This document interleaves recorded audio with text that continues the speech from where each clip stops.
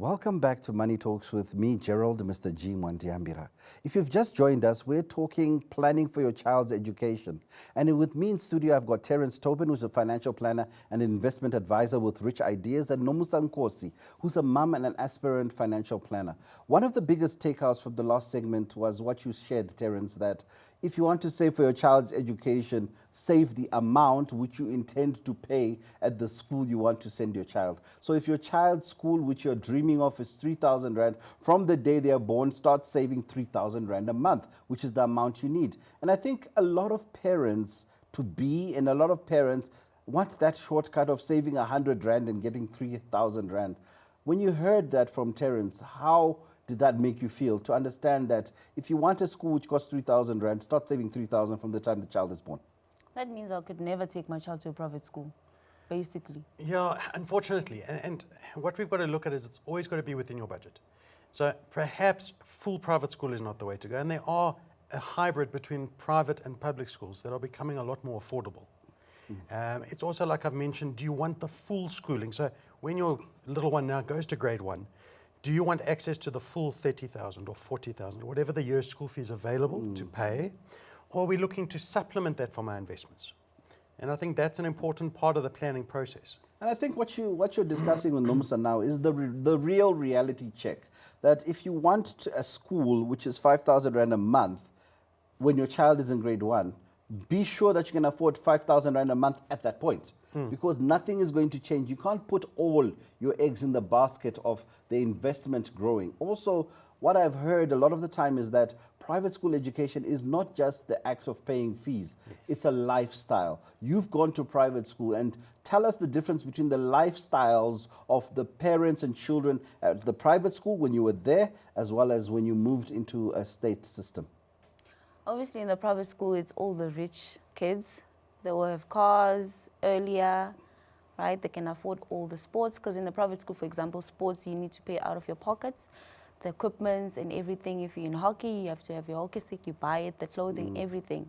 Then when you have to move into the public schools, I might say that is why they don't have a lot of facilities, for example, a lot of sports, because the people won't be able to afford to buy all the equipment. But you're talking about sports, and again, that's the whole lifestyle element, yes. Terence. It's not just the fees, because there's the hidden activity there and the hidden cost of private schooling there, extracurricular, and even you being there in terms of the time that's needed to support your child. Yes. In terms of your client profile, what are the profiles of the people who send children to private schools? Because sometimes I say simply look at what the wealthy people are doing or who they are to understand what you should be doing. Is there a certain type of profile of a typical private school parent you come across? Gerald, they obviously want to do, as all parents want to do, give the best to their children. And unfortunately, some parents go into substantial debt to provide that to their kids. Because like you've alluded to, it's the sports, the trips, buying that iPad. You know, my friend's got the latest smartphones, I want the same. So you've got to try and align to that. And keeping up with the Joneses, Gerald, is very dangerous.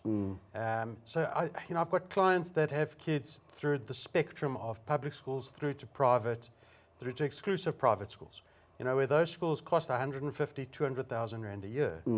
But it's also then aligned to their income and what they can afford. And, you know, in those households, often both parents are working, both are professionals and earning substantial incomes. So they can manage that and ensuring that they can continue to do that. Because I think the worst thing you want to do as a parent is put your child in this fantastic lifestyle-driven private school and halfway through their career have to move them somewhere else. So you've heard Nomusa, and Terence is saying it's dual income professional households which tend to go for private schools. And so you're looking at significantly educated individuals sending their children there. Now, another trend which I've also picked up on is people sending their children for education outside South Africa. Is that something you would consider, Nomusa, if the means were there? No, not really. I haven't actually looked at that, Gerald. Why? Because I'm not exposed to that, shall I say? That is why I haven't looked at it. Let's expose the viewers, Terence. What are the options available in terms of taking a child outside South Africa? Could it be cost effective, and what are the options? Gerald, there's many options. Cost effective, we've got to look at exchange rates. And that's going to affect the cost of that schooling and providing housing facilities transport costs, food costs, etc. for that child, anywhere between 10 and 20 to 1 to the rand. So it's a very expensive option. You can also get quality overseas education that you can study via correspondence. And many of these institutions offer online learning. So you still get that international qualification, but you can study at home. So what Terence is going on to now, Nomusa, is homeschooling. Would you consider homeschooling your child where you simply invest in a fiber line to your house and essentially your child can Google and learn via YouTube? No, I think it's best for a child to be out there with other kids, playing, socializing with other people, knowing that there's other people than just mom and dad at home. So I'm against homeschooling. I don't prefer homeschooling at all. Now, some people are considering investment, citizenship, and residency abroad, Terence. And, you know, it starts for some countries at 300,000 euros up to 1 million euros. Have you encountered such individuals? And if you did, perhaps share with our viewers what the thinking behind them doing or making such a decision was.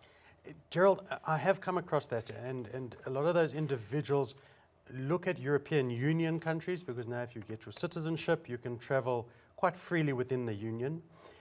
It's also an opportunity for those parents that, and generally it's the professionals, to afford €1 million, and to move entire lives overseas into another country and start again is extremely disruptive for everyone. So it's imperative that those parents can find employment opportunities, found housing opportunities, get into the schools. You know, we all talk about the great private schools we'd love to send our kids to, and we all believe our children are going to be brains and the boffs behind it, but can they actually qualify to get into some of them? You know, and that's what we've got to look at. What drives the children? What is their passion? And making sure that that's what we educate them on. And for me personally, it's not to push down onto my children what I would like them to do, but more what they would like to do. Again, Nomsa, how old is your little one? She's 1 year, 4 months. So 1 year, 4 months. In terms of planning for her, are you getting assistance from the family? I think that's another dynamic maybe we can quickly look at in terms of saying, do families help with funding education? Not really. It's your baby, you need to take care of your own baby. Unfortunately. But no assistance at all. In some areas or in some cultures, the grandparents and the parents do pay. I mean, Terence, can you challenge that or give us a different opinion? So yeah, I mean, it is a parent's responsibility. Yes, I agree with that. But what you can get with a lot of family involvement is, instead of giving very expensive birthday gifts, give a nice gift, and let's rather have some funds deposited into the education fund. It's nice to be able to turn around to their child when they're in their high school or tertiary years and going, we as a family, you know, us as a village have helped put you through schooling, helped you get to this varsity stage. Potentially you're the first person in that family getting to university, potentially being able to get that university qualification.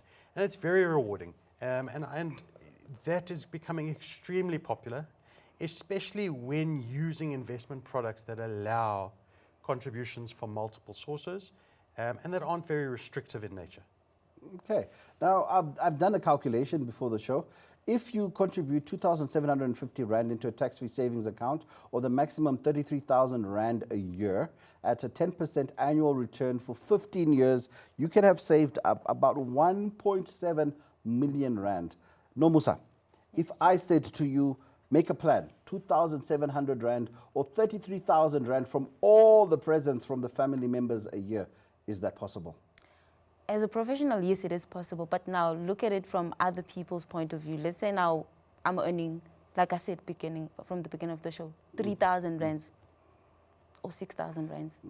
It's totally not possible. I won't be able to make that. Okay, so Nomusa is talking about the reality. Yes. That the majority of South Africans are earning probably average 10 to 20,000 per month.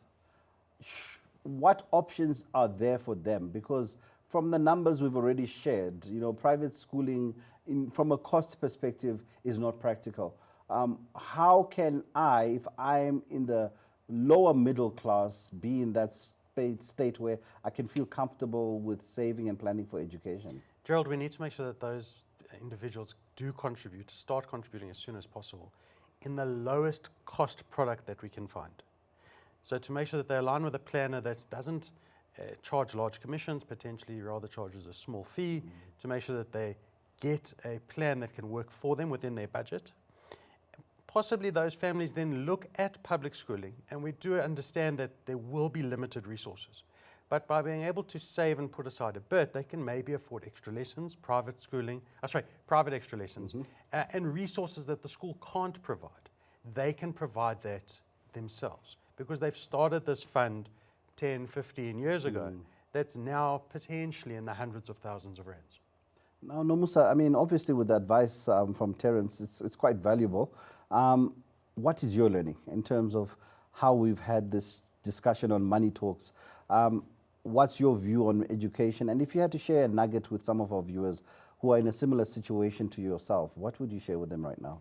I would say clearly it boils down to education as people, as parents at large, knowing that there's financial advisors out there that can assist us with all of this. Because, I mean, if I'm just a normal person, I wouldn't know that there's financial advisors.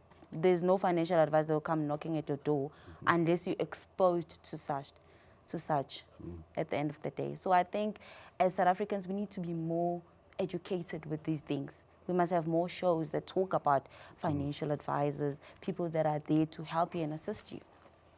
So we've had different opinions in terms of planning for education, but the greatest takeouts from today's episode of Money Talks to me would be, if you want to save for education, save the amount you intend to pay at that school. There's no magic formula or magic investment that can multiply money at the rate you require from 100 Rand to private school. And also seek the financial advice. Find yourself that financial advisor who can help you and assist you in setting up and planning for your child's education dreams. And finally, stay in your lane. Yes, it's hard to take. What am I saying? Stay in your lane in terms of your affordability, because sometimes when you stretch yourself, you end up in debt and end up in a situation which can end up depriving your child of the very things that you think you want them to have in life. That's it for today's episode of Money Talks. From our team and myself, goodbye.